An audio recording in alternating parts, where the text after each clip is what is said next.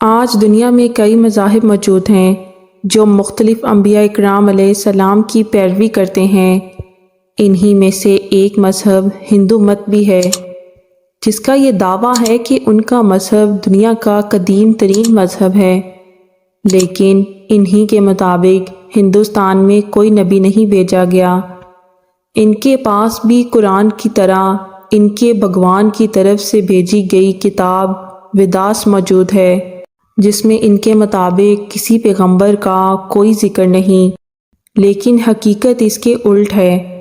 اگر ہندوستان کی زمین پہ کوئی نبی نہیں بھیجا گیا تو حضرت محمد صلی اللہ علیہ وآلہ وسلم کا ذکر ان کی کتابوں میں کیسے موجود ہے؟ حضرت نوح علیہ السلام اور ان کی کشتی کا ذکر کیوں موجود ہے؟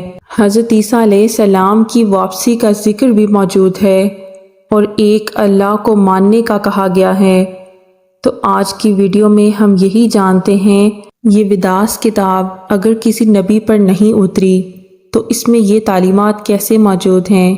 ناظرین، کفر کا آغاز تو انسانیت کی ابتدا سے ہی شروع ہو گیا تھا، جب قابیل نے حابیل کو قتل کیا تھا۔ اس کے بعد حضرت ابراہیم علیہ السلام کے دور میں بھی بت پرستی عام تھی۔ حضرت محمد صلی اللہ علیہ وآلہ وسلم کے دور میں بھی خانہ کعبہ میں تقریباً 360 بت موجود تھے، جس سے پتہ چلتا ہے کہ بت پرستی کا آغاز انسانیت کے شروع سے ہے، لیکن اس کا تعلق کسی مذہب سے نہیں بلکہ گمراہیت سے ہے۔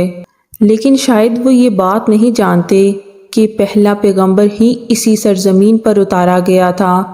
حضرت آدم علیہ السلام کو ہندوستان کے اندر سری لنکا کی ایک پہاڑی پہ اتارا گیا تھا، جہاں آج بھی ان کے قدم کا نشان موجود ہے۔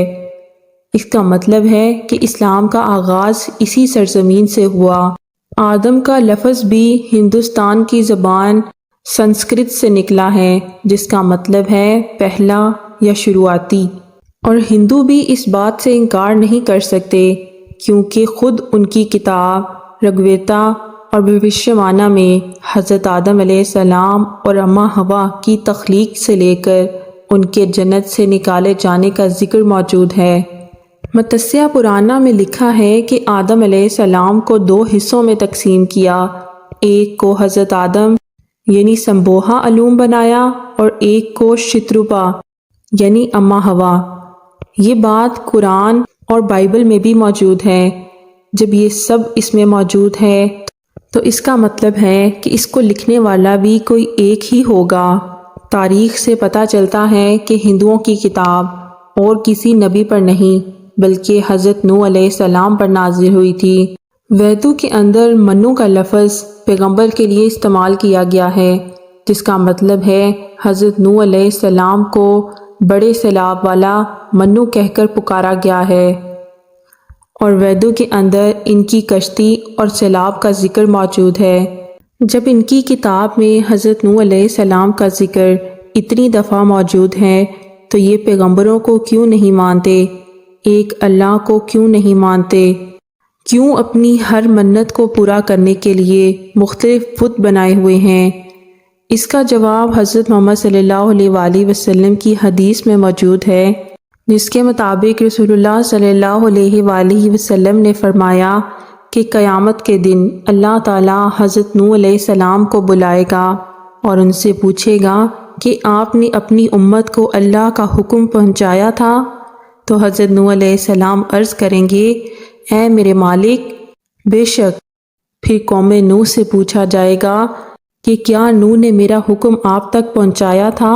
تو وہ کہیں گے نہیں، ہمارے پاس کوئی ڈر سنانے والا نہیں آیا تھا۔ پھر حضرت نوح علیہ السلام سے پوچھا جائے گا کہ کیا تمہارے پاس کوئی گواہ موجود ہے؟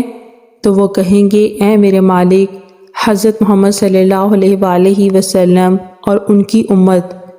پھر تم لوگوں کو پیش کیا جائے گا، تم لوگ ان کے حق میں گواہی دینا۔